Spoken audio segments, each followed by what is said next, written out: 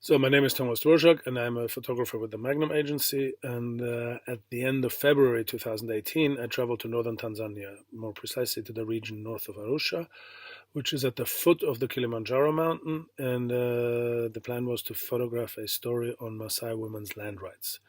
So the Maasai are a partly nomadic people, of less than 2 million, and their ancient homeland is spread out between Tanzania and Kenya. So the Tanzanian-Kenyan border was exactly where I was very close by. And I think we all know these images of the Maasai traditions, the jumping, the colorful red clothes, the warrior culture. It's like one of the top exotic images, almost stereotypes of Africa. So what I was trying to look into was how they, as a semi-nomadic people, a pastoral society, and in a way at the fringe of mainstream Tanzanian society, were affected by the land grab.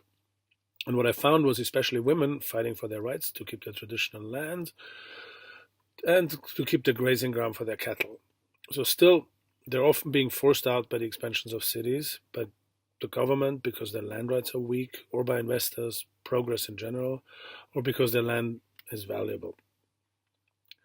And in a way, it's an area at the brink. So as a lot of Maasai I spoke to told me that they said, well, we're ready. So we're ready for a conflict over land, to have to move on, to have to argue for their land, to dispute their land. And at the same time, in a very strange twist, particularly in this one village, Mundarara, where less than a year ago, ruby was discovered inside the same community of Maasai herders.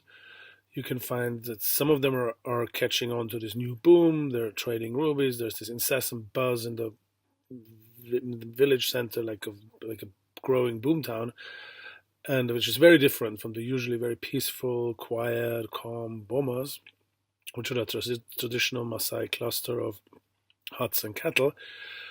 And in the same community, the others you can find are people who are moving their belongings. They're still moving further away because they've lost their land. They couldn't hold on to it, and they're being forced out.